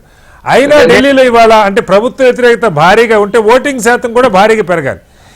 ఇప్పుడు మనకు అందుతున్న సమాచారం బట్టి చూస్తే అది 65 చుట్టుపక్కల, గతంలో నాకు గుర్తుండి 67 నుంచి 70% మధ్య ఉంటుంది 2020లో జరిగినటువంటి అసెంబ్లీ ఎలక్షన్ లో. బట్ ఇప్పుడు అంతకన్నా తక్కువే అవుతుంది. నేను ఏమంటే సార్, అసలు ఒకటి అంటే ఆ పార్టీ మీద ప్రేమ లేకపోవడం వల్ల కొంతమంది తగ్గిండొచ్చు కూడా, అది వేరే విషయం. అయితే ఇప్పుడు ఏ రాజకీయ పార్టీకైనా ఒక అవకాశం ఉంటుంది సార్, ప్రకటించడానికి కావచ్చు, ఎత్తుకోవడానికి కావచ్చు. ఇప్పుడు ఎలక్షన్ కమిషన్ ఎలక్షన్ డేట్స్ ప్రకటించింది. 1 ఫిబ్రవరి అనేది బడ్జెట్ డేట్. అది బీజేపీ వచ్చిన తర్వాత 29 ఫిబ్రవరి నుంచి 1 ఫిబ్రవరికి మార్చినారు. బీజేపీ వచ్చిన ఒక ఫస్ట్ బడ్జెట్ తర్వాత ఆ డేట్ లో ఎలక్షన్ కమిషన్ ఎలక్షన్ పెట్టింది, అవకాశం బీజేపీకి వచ్చింది. అయితే ఈ స్లాబ్ పెంచడానికి ఒక ఢిల్లీ ఎలక్షన్స్ కారణం అనుకుంటే తప్పండి. ఢిల్లీ ఎలక్షన్స్ అనేది గెలుస్తాము, ఓడిపోతాం, ఈ ఒక్క ఫ్యాక్టర్ తో ఢిల్లీ నేను మీరు దానికోసం కాదు, అది పెంచినా కూడా మిడిల్ క్లాస్ పెద్దగా టర్న్ అయినట్టు కనపడలేదు అంటున్నా ఓటింగ్.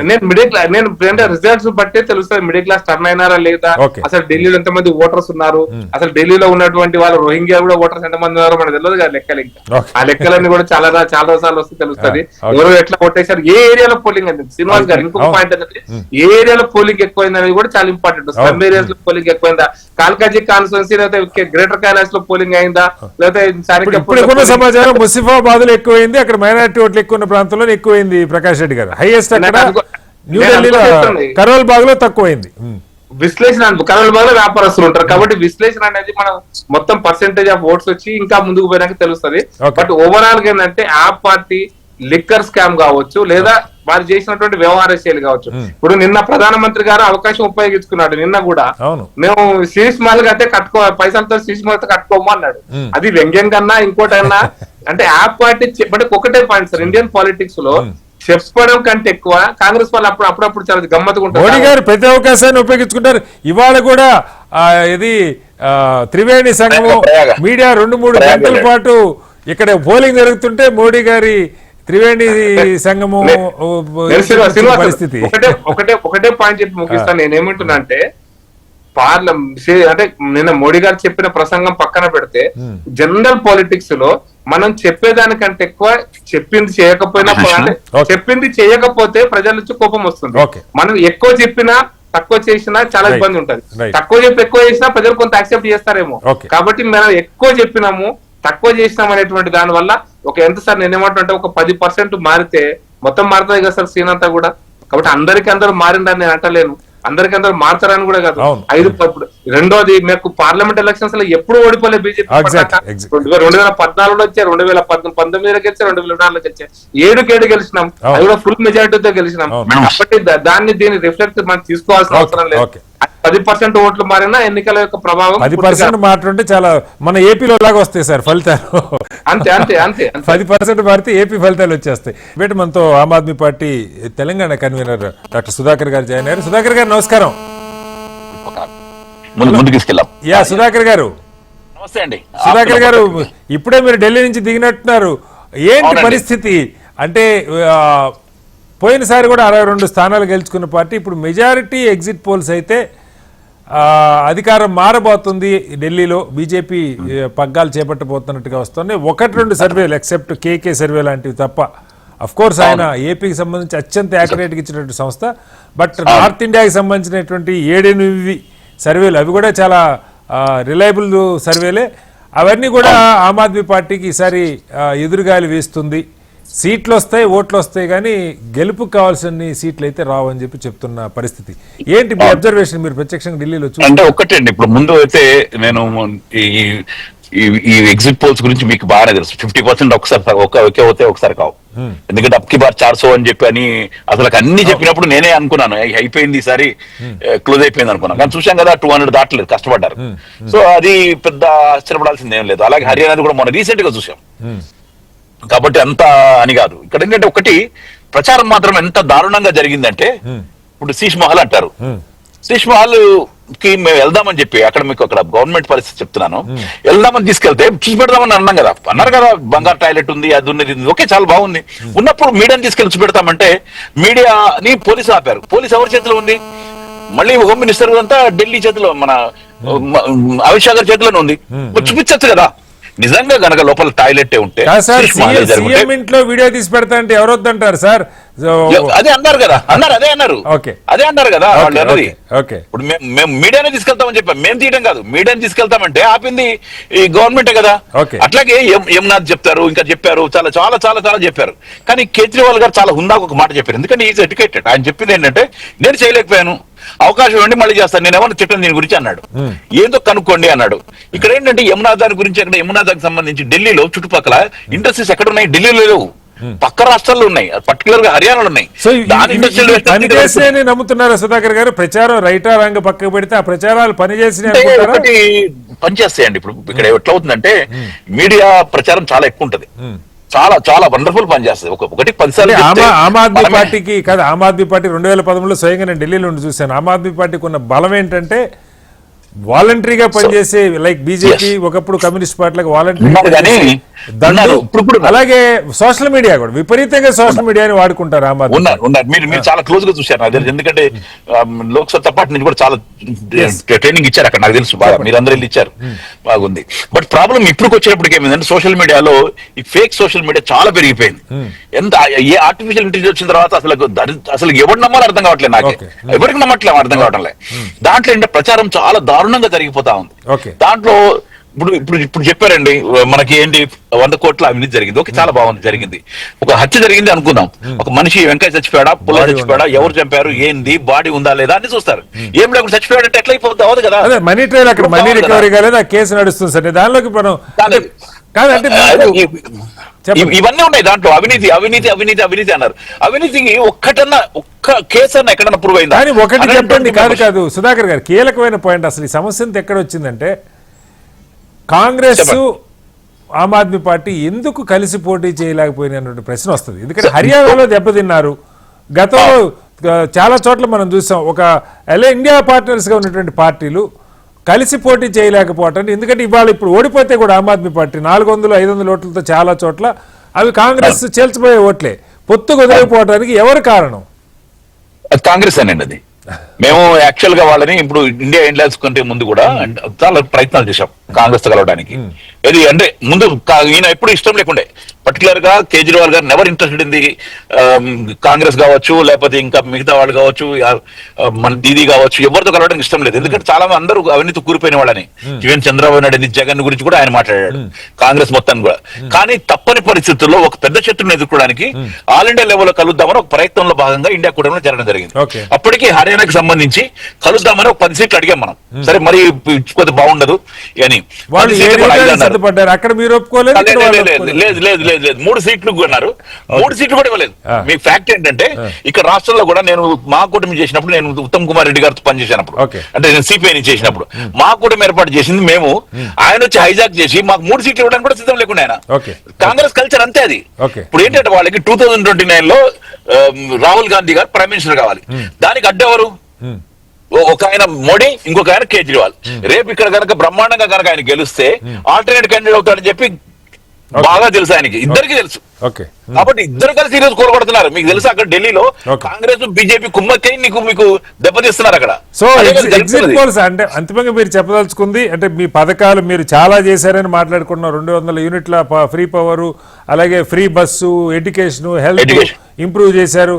మొహల్లా క్లినిక్లు అయితే చాలా దేశాల నుంచి కూడా వచ్చి చూశారు. అక్కడ స్కూల్స్, హాస్పిటల్స్ ఇవన్నీ జరిగినా కూడా కారణాలు ఏవైనా కానీ ఆమ్ ఆద్మీ పార్టీ ఓడిపోబోతుంది అన్నది మీకు మీ మాటల్లో రిఫ్లెక్ట్ అవుతుంది సుధాకర్. నేను అనుకోవట్లేదండి, నేను ఓడిపోతుందని నేను అనుకోవట్లేదు. ఎందుకంటే ఏదో పద్ధతులు, ఎందుకంటే నా అంచనా ప్రకారం అంటే, నేను పర్సనల్ గా కొన్ని 2 రోజులు చూసుకున్న దాని ప్రకారం నాకు అనిపించింది ఏంటంటే, కొన్ని సీట్లు తగ్గడానికి అవకాశం ఉంటాయి. ఎందుకంటే కాంగ్రెస్ ఒక 5-10 సీట్లు దెబ్బతీస్తుంది అనిపిస్తుంది నాకు. చేసినప్పుడు కాంగ్రెస్ రావట్లేదు సీట్లు, ఇక్కడ 8 సీట్ల నుంచి 10-12 సీట్లు పెరగడానికి అవకాశాలు ఉన్నాయి. ఫ్రాంక్ మాట్లాడుకోవాలి. నేనేమి విత్తనవాదంతో నాకు అన్ని వచ్చేస్తాను నేను మా మిత్రులైతే 1000 సార్లు మనం 70 వచ్చేస్తానే అంటున్నారు. నేను అన్నాను అట్లా 45 to 50 మధ్యలో రావడానికి అవకాశాలు పెరిగింది. పుల్లారావు గారు, ఇక్కడ ఢిల్లీలో మనకి ఒక సినారీ అయితే కనపడుతుంది. గత 3 సార్లుగా మనం చూస్తే, 3 సార్లు 4 సార్లు బీజేపీ ఓటు 1-2% ఎంత ఉన్నా కానీ పుల్లారావు గారు కట్టారు. ఒకసారి బాజీ గారు, బీజేపీ ఓటు కన్సిస్టెంట్ గా పెరుగుతూ పోయింది. 2004-9 గెలిచి ఉండొచ్చు, కానీ ఆ తర్వాత 30 నుంచి 40 దాకా వాళ్ళ ఓటు ప్రతి ఎలక్షన్కి వాళ్ళ కష్టం అనుకోండి, మరొకటి అనుకోండి, 2%, 3% పెరుగుతూ పోతుంది. కాంగ్రెస్ది డ్రాస్టిక్గా ఎప్పుడు పోయింది. ఆమ్ ఆద్మీ పార్టీది పెద్దగా ఓట్ షేర్లో తేడా లేదు, కానీ ఆ పోల్ మేనేజ్మెంట్, మైక్రో మేనేజ్మెంట్లోనూ మరొకటో ఒక 6-7 సీట్లు 2020 అసెంబ్లీలో తగ్గినాయి. అయితే ఇప్పుడు ఓట్ షేర్లో పెద్ద తేడా ఉండే, ఎందుకంటే సీట్లు వన్ సైడ్గా 60-70 వస్తాయని 1-2 తప్పితే, గతంలో ఆమ్ ఆద్మీకి వచ్చినట్టు 67 వస్తాయని బీజేపీకి ఎవరు చెప్పట్లా. 2 సర్వేలు అయితే ఆమ్ ఆద్మీ పార్టీ కూడా ఛాన్స్ ఉందని చెప్తా ఉంది. నేను అడిగే ప్రశ్న ఏంటంటే, ఇంత పోలరైజ్డ్ ఎలక్షన్, 2 పార్టీలు కీలకంగా ఉన్న దగ్గర కాంగ్రెస్ అంచనా వేయలేకపోయింది. ఇందాక సుధాకర్ గారు అంటే, ఒక పెద్ద శత్రువుని కొట్టే ఆలోచన, మీ పాయింట్ ఆఫ్ వ్యూలో పెద్ద శత్రువు, దేశానికి బీజేపీ పెద్ద శత్రువు కాదు, వేరే చర్చ. బీజేపీ జీవితంలో కాంగ్రెస్కి మద్దతు లేదు, కాంగ్రెస్ జీవితంలో బీజేపీకి మద్దతు లేదు. అలాంటిది ఇది రాకూడదు అనుకున్నప్పుడు, ఒక 2 రాష్ట్రాల్లో ఆ పార్టీ అధికారంలో ఉంది, ఎందుకని కొంత సయోధ్య కుదుర్చుకోలేకపోయారు? ప్రధానంగా కాంగ్రెస్ ప్రభావం ఏ మేరకు, ఎక్కడెక్కడ ఆమ్ ఆద్మీ గెలుపుల్ని ధ్వంసం చేసే అవకాశం ఉంది? సరేండి, ముస్లింస్ ఎక్కువగా ఉన్న ప్రాంతాల్లో మైనారిటీ ఓట్ బ్యాంకు కాంగ్రెస్ కే ఉందండి, అది స్టిల్. అట్లాగే ఏంటంటే, ఏదైతే ప్రవాస భారతీయులు వేరే వేరే రాష్ట్రాల నుంచి, బీహారీస్, అట్లాగే యూపీ నుంచి వచ్చిన కొంతమంది చిన్న బడుగు బీహారు, ఉత్తరాంచల్, పూర్వాంచల్ ఆ ప్రాంతాల్లో ఎక్కువ ఉంటారు. పూర్వాంచల్ ఈ ప్రాంతాల నుంచి వచ్చిన నివాసం ఉండే ప్రాంతాల్లో మాత్రం కాంగ్రెస్ పార్టీ బలంగా ఉందండి, ఎక్కువ మంచి ఓట్స్ వస్తాయి. అక్కడ ఆ నియోజకవర్గాల్లో అయితే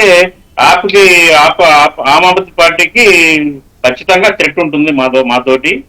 అట్లాగే ఏంటంటే ఇవాళ ఢిల్లీ రాజకీయాలు వేరండి when compared to other states. ఢిల్లీలో ఏంటంటే అక్కడ భారతదేశంలో అనేక రాష్ట్రాలు, ముఖ్యంగా ఇటు ఛత్తీస్గఢ్ నుంచి బీహార్, జార్ఖండ్ అటు నుంచి, అట్లాగే ఇటు మన అన్ని రాష్ట్రాల నుంచి ఉంటారు, నుంచి ఎక్కువ మంది నివాసం ఢిల్లీ కాస్మోపాలిటన్ గా ఏంటంటే అన్ని రాష్ట్రాల ప్రజలు నివాసం ఉండే ప్రత్యేకమైన చూడాల్సిన అవసరం ఉంది ఢిల్లీలో.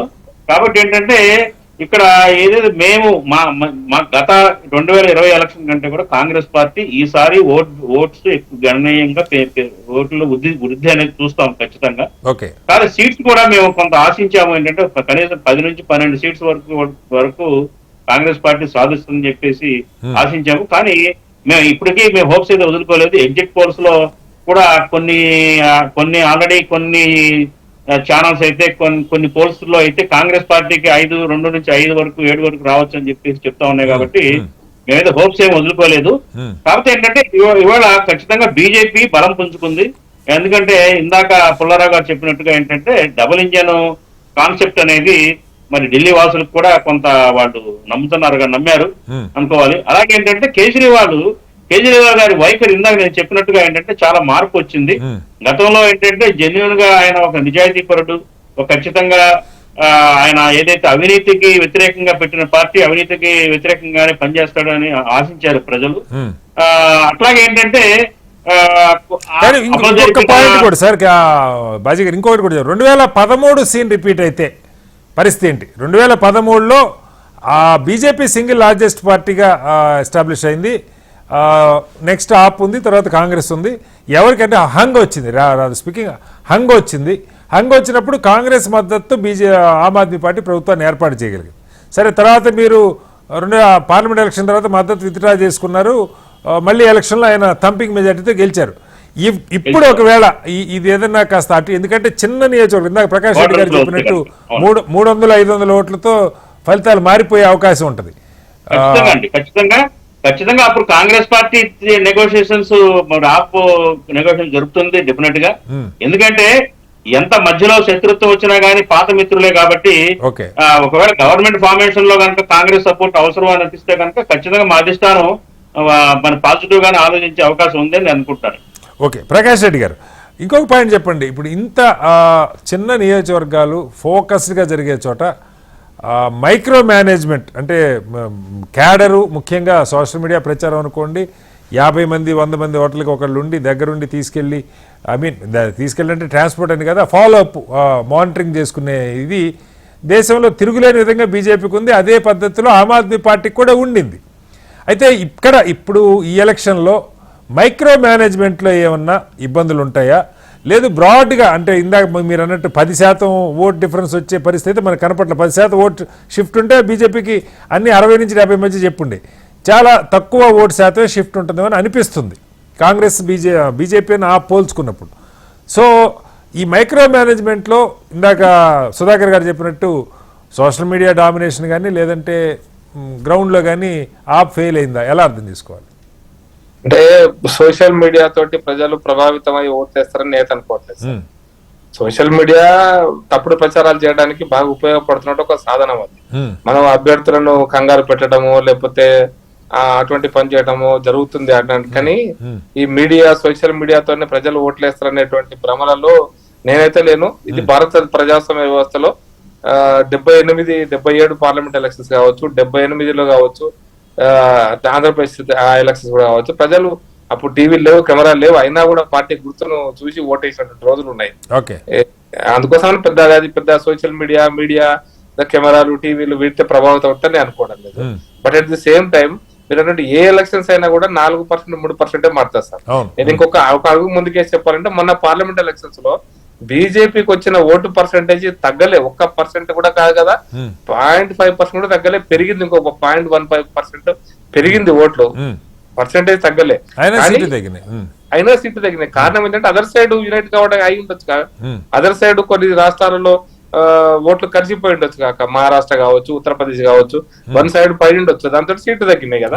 అందుకోసం అని ఓట్లు తగ్గడం, సీట్లు పెరగడం. మధ్యప్రదేశ్ లో బీజేపీకి పోయిన మొన్నటిసారికి అంతకుముందు ఎలక్షన్స్ లో ఒక 0.5% ఎక్కువ వచ్చినాయి ఓట్లు, కానీ బీజేపీ సీట్లు తగ్గినాయి, 2 సీట్లు తగ్గినాయి అట్లా. కాబట్టి ఇది అది మన లెక్కలు అవసరం లేదు, సీట్లు ఓట్ల పర్సెంటేజ్ అవసరం లేదు. బట్ కొద్ది మంది 10 మంది మారినా, 5 మారినా, 100లో 5 మారినా, 100లో 10 మంది మారినా రిజల్ట్స్ తారుమారు అవుతున్నాయి అనే దానికి మంచి ఎగ్జాంపుల్స్ ఇండియన్ పాలిటిక్స్ లో ఉన్నాయి. అందుకోసం డెమోక్రసీలో మన ప్రతిపక్షం కూడా బలంగా ఉండాలని కోరుకోవాలి కదా. బలంగా ఉన్నప్పుడే ప్రభుత్వాలు బాగా నడుస్తే ప్రజాస్వామ్యం చేస్తాయని. మీకు 2 సార్లు మీకు అదృష్టం ఏంటంటే యాప్ పార్టీకి పోయిన అసెంబ్లీ కూడా మళ్ళీ గెలవడం అనేది ఒక అదృష్టం నిజం చెప్పాలంటే. ఎందుకంటే 67 సీట్ల మ్యాసివ్ మెజార్టీ వచ్చినటువంటి పరిస్థితులలో ఈ దేశంలో ఏ రాష్ట్రంలో మళ్ళీ 2వ సారి అధికారం రాలేదు సార్. చాలా రాష్ట్రాల్లో ఏ పార్టీ B1 మ్యాటర్ బీజేపీ కూడా ఆ పరిస్థితి వచ్చింది చాలా సందర్భాల్లో, ఎక్సెప్ట్ గుజరాత్ ఒకటి వదిలిపెట్టేస్తే. ఈవెన్ రాజీవ్ గాంధీ కాలంలో 413 సీట్లు వచ్చిన కాంగ్రెస్ పార్టీ కూడా నిలుపుకోలేకపోయింది. ఎందుకంటే మ్యాసివ్ మెజారిటీ బలహీనమైన డేంజర్ చాలా సందర్భాల్లో. కాబట్టి 2వ సారి రావడమే మొన్నటిసారి ఏపీ కూడా చూసాం కదా, 151 వచ్చిన పార్టీ అడ్రస్ లేకుండా పోయింది కదా 11. అందుకోసం అంటే మనం అంటే ప్రభుత్వం జాగ్రత్తగా ఉండకుండా, ప్రభుత్వంలో ఉన్న పెద్దలు కావచ్చు, కార్యకర్తలు కూడా కావచ్చు సార్, పైన ఒక్కటే కరప్షన్ అనేది మనం అది ఆరోపించాల్సిన అవసరం లేదు. కింది స్థాయిలో కూడా కార్యకర్తలు, చోటా నాయకులు, మండల స్థాయి, జిల్లా స్థాయి నాయకులు కూడా కరప్షన్ వాళ్ళ మీద ఆరోపణ కూడా ఎలక్షన్ ఓటర్స్ ను ఆ 2% 3% ప్రభావితం చేస్తాయి. ఆ పర్సెంటేజ్ ప్రభావితం చేయడం వల్లనే ఓడిపోతారు క్యాండిడేట్లు కూడా. కాబట్టి నేను క్యాండిడేట్లు ఈవెన్ అభ్యర్థులు, గెలిచిన అభ్యర్థులు, ఎమ్మెల్యేలు వాళ్ళ మీద కూడా కొన్నిసార్లు కోపంతో కొన్ని 10 సీట్లు 20 సీట్లు ఓడిపోతారు. ఢిల్లీలో ఓడిపోవడానికి అది కూడా ఒక కారణం అవుతుంది సార్. 2వ సారి గెలిచినటువంటి ఎమ్మెల్యేలు పర్ఫార్మెన్స్ సరిగ్గా లేకపోతే వాళ్ళు వ్యక్తిగతంగా కేజ్రీవాల్ ఒక పక్క నష్టం జరుగుతుంది, ప్లస్ ఆ పార్టీ ఒక పరిస్థితి, ప్లస్ 2వ సారి గెలిచినట్టు అభ్యర్థుల నుంచి ఆశించిన మేరకు ఫలితాలు రాకపోతే అభ్యర్థులు మార్చారు. నేను ఫిగర్స్ చూడలేదు. సో బీజేపీ చాలా ఆ పని చాలా పకడ్బందీగా చేస్తారు, అభ్యర్థులను భారీగా మారుస్తారు వ్యతిరేకత ఉన్న అభ్యర్థులను. మీరు అందుకోసం దానికి అది కూడా కారణం అయి ఉండొచ్చు. కాబట్టి మొత్తం విశ్లేషణ మన రిజల్ట్ వచ్చిన రోజే మనం చెప్పగలుగుతాం ఏ సీటు, ఏ అభ్యర్థి మారిండు, ఏ అభ్యర్థి మారలేదని. ఇప్పుడు మాత్రం ఒకటి మాత్రం నిజం సార్, దేశ రాజకీయాల్లో కాంగ్రెస్ పార్టీ నేను ఇంతకుముందు కూడా చెప్పిన, బీజేపీ మీద యాప్ పార్టీ గెలవలే, కాంగ్రెస్ మీద గెలిచింది. కాంగ్రెస్ పార్టీ ఎన్నికలు ఆప్ మీద గెలుస్తున్నా మీ గురి కాంగ్రెస్ మీద ఉంది. మళ్ళీ వస్తాను కాదు అంటే కాంగ్రెస్ పార్టీ పెద్దలు ఒక మాట చెప్పారు ఏంటంటే, మళ్ళీ మేము కేజ్రీవాల్ సపోర్ట్ చేస్తాము అని, అక్కడే పప్పులు కాలేస్తారని చెప్పారు. Right, okay. సపోర్ట్ చేయకపోతే మళ్ళీ ఎలక్షన్ కి వెళ్లాల్సి వస్తుంది సార్. అవును సార్, అంటే నేను ఇప్పుడు అటువంటి పరిస్థితి అలా వెళ్ళినప్పుడు ఆపు బంపర్ మీద గెలిచింది మీరు గమనిస్తే, మీరు గుర్తుండే ఉండొచ్చు. విత్డ్రా చేసుకోలే కాంగ్రెస్. ఆప్ మీకు 2014లో కూడా కాంగ్రెస్ విత్డ్రా చేసుకోలే, ఆ పార్టీయే తమంతట తామే డైరెక్ట్ వెళ్ళిపోయిన ఎలక్షన్స్. వాళ్ళకి రాజకీయాలు తెలుసు కాబట్టి. గతంలో కూడా మీకు రామకృష్ణ హెగ్డే ఎన్నికలు సార్ కర్ణాటకలో గుర్తుంది నాకు. రామకృష్ణ హెగ్డే ఎన్నికలు బీజేపీ సపోర్ట్ తో ఉంటే బీజేపీని పక్కన పెట్టేసి ఎన్నికలు పోతే బీజేపీ తగ్గినాయి, రామకృష్ణ హెగ్డే సింగిల్ మెజార్టీతో అధికారంలోకి వచ్చినాడు. కాబట్టి సందర్భాలు చాలా ఉన్నాయి. హర్యానాలో దేవిలాది కూడా జరుగుతుంది. ఒక్కసారి సుధాకర్ గారు ఒక పాయింట్ ఏంటంటే, అరవింద్ కేజ్రీవాల్ ని లిక్కర్ స్కామ్లు అరెస్ట్ చేసినా ఆయన బయటకు వచ్చి చాలా నెలలు అవుతుంది నాకు గుర్తుండి, కానీ ఆయన తిరిగి ముఖ్యమంత్రి సీటు తీసుకోవాలా. జార్ఖండ్లో జరిగింది. జార్ఖండ్లో హేమంత్ సోరెన్ తిరిగి రాగానే మళ్ళా పగ్గాలు తీసుకున్నాడు, గెలిపించుకోగలిగాడు పార్టీని. ఇక్కడ కారణాలు ఏంటో తెలియదు కానీ అరవింద్ కేజ్రీవాల్ తీసుకుని ఆతిషీనే కంటిన్యూ చేస్తూ ఉన్నారు. సో ఇది ఏమన్నా ముఖ్యమంత్రిగా అసలు మళ్ళా ఆతిషీనే కంటిన్యూ అవుతారా, కేజ్రీవాల్ మళ్ళీ ముఖ్యమంత్రి అవుతారా, ఈ క్వశ్చన్ మార్క్. ఎందుకంటే ఢిల్లీ ఓటర్లు చాలా స్పష్టంగా, ఇంత స్పష్టంగా ఓటర్లు తీర్పెట్టిన ఎక్కడ బంపర్ మెజార్టీ ఆప్కి అసెంబ్లీకి, బంపర్ మెజార్టీ పార్లమెంట్కి బీజేపీకి ఇస్తున్న ఓటర్లు, అంత స్టాట్ ఉన్న ఓటర్లు అంటే కేజ్రీవాల్ పట్ల చాలా ఆసక్తి ఉందని. ఆ బాధ్యతలు తీసుకోకపోవడం అనే కారణం ఏమైనా, అది కూడా ఏమైనా కారణం ఒకవేళ ఓడిపోతుంది. ఒక జైలు నుంచి రాగానే ఆయన చెప్పాడు ఫస్ట్ స్పీచ్ లోనే, నాకు ఒక ముద్ర పడింది అవినీతుడు అని చెప్పి. ఎందుకంటే అందరూ ఇప్పుడు అంటున్నారు కదా, అందరూ శిశుమాల్ అంటారు, అది అంటారు, అవినీతిపరుడు అయిపోయాడు అంటాడు. అందుకని ఏంటంటే I want prove my self, నాకు నేను అగ్ని పరీక్ష నిర్వహించుకుంటాను, నేను సీతమ్మ వారిలాగా నాకు నేను అగ్ని ప్రవేశం చేస్తున్నాను, ఎన్నికల ఫ్రేకి వెళ్తాను, గెలిస్తేనే నేను మళ్ళీ ఆ సీటు మీద కూర్చున్నాను అని చెప్పి ఆయన ఆ రోజే చెప్పాడు. క్లారిటీగా చెప్పాడు. మొన్న కూడా ఒక ఇంటర్వ్యూ చెప్పాడు, ఎవరు అవుతున్నారు ప్రైమ్ సీఎం అంటే సిసోడియా సీఎం ఇక్కడ డిప్యూటీ సీఎం క్యాండిడేట్ నేనే క్యాండిడేట్ అవుతాను, దాంట్లో ఇంకా ఆశ్చర్యం ఉంటుంది అని చెప్పి కూడా అన్నాడు. చాలా క్లారిటీగానే చెప్పాడు. దాంట్లో ఏమీ లేదు. సో ఒక అవినీతి వచ్చిన తర్వాత మళ్ళీ పెట్టకూడదని, మళ్ళీ రాజీనామా కూడా చెప్తారు. మీరు ఎందుకు రాజీనామా చేయలేదని. అవును, అక్కడ ఆయన అవినీతి చేయనప్పుడు ఎందుకు రాజీనామా చేయాలని చెప్పి అన్నాడు. ఆయన ఎక్కడ రూల్స్ లేదే మా చేయాలని చెప్పి కంటిన్యూ అయ్యాడు. బయటకు వచ్చినాక అగ్ని పరీక్ష కోసం అని చెప్పి ఆయన రాజీనామా చేసి ముందుకెళ్ళడం జరిగింది. ఇక్కడ ఒకటి నిజాయితీగా పనిచేస్తున్న వాళ్ళండి. ఇక్కడ అంతా ఏముందంటే మనకి ఆయన మాటల్లో నాకు చాలా క్లారిటీ కనపడుతుంది. ఎందుకంటే నేను కూడా ఎప్పటి నుంచి అబ్జర్వ్ చేస్తున్నాం ఆ పార్టీని, ఆయన్ని కూడా వేరే పార్టీలో పనిచేసినాడు. ఒక నిజాయితీ గల పార్టీగా ఎమర్జ్ అయింది. దానికి ఒక అవకాశం ఇవ్వాలి. అందుకనే ప్రజలు ఈసారి డెఫినెట్ గా మరొకసారి పట్టం కడతారని అనుకుంటాను. ఇన్ని ఆటుపోట్లు వచ్చినా, ఎంత జైల్లో పెట్టినా, ఎంతమంది లోపల పెట్టినా, దాదాపు 120 మందిని ఆ రోజు రకరకాల పద్ధతుల్లో దాడులు చేసినా, ఇంతమందిని జైల్లో పెట్టినా, ఇంకా ఇన్ని ప్రాబ్లమ్స్ ఉన్నా కానీ ప్రజల్లో ఇంకా మార్పు ఉంది. అక్కడ ఇంకొక ప్రశ్నకి చెప్పండి. బీజేపీ గతంలో ఒక ప్రయోగం చేసింది. ముఖ్యమంత్రి అభ్యర్థిగా ఐ థింక్ 2019లో అనుకుంటా కిరణ్ బేడీని 20లో కిరణ్ బేడీని ప్రకటించారు. ఫలితం రాలా. బట్ ఈసారి ముఖ్యమంత్రి అభ్యర్థిని బీజేపీ నాకు గుర్తుండి ప్రకటించలేదు. వాళ్ళ దగ్గర లేరు క్యాండిడేట్స్. సరే, ఉన్నారా లేరా, ఎక్కువ మంది ఉన్నారా వేరే చర్చ, కానీ ప్రకటించలేదు. బట్ చాలా సందర్భాల్లో ప్రకటించకపోవడం కూడా ముఖ్యమంత్రి అభ్యర్థి ఎవరు, మనోజ్ తివారీనా మరొకళ్ళ అభ్యర్థి ఎవరైనా తెలియకుండా ప్రజలు ఓటేయాల్సిన పరిస్థితి. అయినా కూడా ఆప్కి పెద్దగా ఉపయోగం కలగలేదని అనుకోవాలా? అంటే ఒకటి అదే మనకు కలిసి వచ్చే లాభం అండి. ఎందుకంటే వాళ్ళు క్యాండిడేట్ డిక్లేర్ చేయకపోవడం, తర్వాత ఆయన మన ప్రియాంక మీద రకరకాల కామెంట్స్ చేయడం, పబ్లిక్ ఆర్ అబ్జర్వింగ్. నేను చెప్తున్నాను కదా, ఢిల్లీలో కొంచెం ఏంటంటే మామూలు కంటే కూడా కొంచెం ఈవెన్ స్లమ్ ఏరియాలో కూడా పొలిటికల్ నాలెడ్జ్ ఎక్కువ ఉంది వాళ్ళకి. నేను అక్కడ ప్రశ్నిస్తుంటే కొంచెం ఆశ్చర్యపోయాను నేను. 2001 గుడిసెల వాళ్ళు మాట్లాడేది. ఎందుకంటే ఎడ్యుకేటెడ్ ఉన్నారు అక్కడ. ఎందుకంటే ఊళ్ళ నుంచి వచ్చిన వాళ్ళందరూ మంచి ఎడ్యుకేటెడ్ ఉంటారు అక్కడ, బాగానే చదువుకున్న వాళ్ళు, నాలెడ్జ్ ఉన్న వాళ్ళే అక్కడికి వెళ్ళి గుడిసెలో ఉంటున్నారు. వాళ్ళు మాట్లాడినాను 2001 ఇస్తున్నాడు కదా, మరి ఆయనకే ఇప్పుడు ఆయన 2500 కదా ఇస్తున్నారు కదా, ఆయనకే వేస్తారని ఓటు అడిగితే చెప్పిన సమాధానం ఏంటంటే, మరి మిగతా 22 రాష్ట్రాలు ఉన్నారు కదా, అక్కడ ఎందుకు ఇవ్వట్లేదు? ఇంతకుముందు ఇదంతా డబ్బులు మీరంతా ఫ్రీకి అంటున్నారు కదా, మరి ఇప్పుడు ఎందుకు ఇస్తున్నాడు ఆయన? అంటే ఇది డ్రామానే కదా. నల్లదనం 100 రోజులు పట్టుకొస్తాడు కదా, అది పట్టాలేదు కదా. They are speaking. Slum area వాళ్ళు మాట్లాడుతుంటే కొంచెం ఆశ్చర్యం వేసింది నాకు. అంటే మన దగ్గర స్లమ్ ఏరియాలో ఇక్కడ బాగా మంచి ఎడ్యుకేట్ ఉన్నారు అనిపించింది. అందుకనే అది చూసిన తర్వాత మేమైతే ఎడ్యుకేషన్ ఇచ్చాము. నిజానికి ఎడ్యుకేషన్ మీద పెట్టుబడి అండి ఈ దేశంలో 24. ప్రకాష్ రెడ్డి గారు ఇంకో మాట కూడా చెప్పారు, అభ్యర్థుల్ని మార్చడంలో అంటే 2 సార్లు ఎమ్మెల్యేలుగా చేసిన వాళ్ళ మీద సహజంగా వాళ్ళు అందుబాటులో లేరను, అవినీతను మరొకటను ఉంటుంది. లేలే, ఢిల్లీలో కూడా ఆమ్ ఆద్మీ పార్టీ మార్చింది. వాళ్ళని మొన్న 8 మందిని తీసుకెళ్లారు, 7 తీసుకెళ్లారు. దాంట్లో వాళ్ళని ఎవరికైతే మేము సీట్లు ఇవ్వలేదు వాళ్ళని కూడా తీసుకెళ్లారు. ఎనీహో మొత్తంగా ఢిల్లీకి సంబంధించిన ఎగ్జిట్ పోల్స్ అయితే majority exit polls Bharatiya Janata పార్టీకి ప్రజలు చాలా కాలం తర్వాత పట్టం కట్టబోతున్నారన్న పరిస్థితి కనపడుతుంది. 1-2 ఎగ్జిట్ పోల్స్ ఆమ్ ఆద్మీ పార్టీకి కూడా అవకాశాలు ఉన్నాయని చెప్తే, అయితే కాంగ్రెస్ ఏ మేరకు ఆమ్ ఆద్మీ పార్టీ ఓట్లకి గండి కొడుతుంది దాన్ని బట్టి ఫలితాలు ఆధారపడితే ఈ నెల 8వ తారీఖున ఎన్నికల ఫలితాలు పూర్తి స్థాయిలో విశ్లేషించే అవకాశం ఉంటుంది. చర్చలో పాల్గొన్న డాక్టర్ సుధాకర్ గారికి, డాక్టర్ ప్రకాష్ రెడ్డి గారికి, బాజీ గారికి, అలాగే పుల్లారావు గారికి ధన్యవాదాలు. ఇది వాళ్ళ బిగ్ డిబేట్. రేపు మరొస్తే మళ్ళీ కలుద్దాం. అందరికీ నమస్కారం. సెలవు.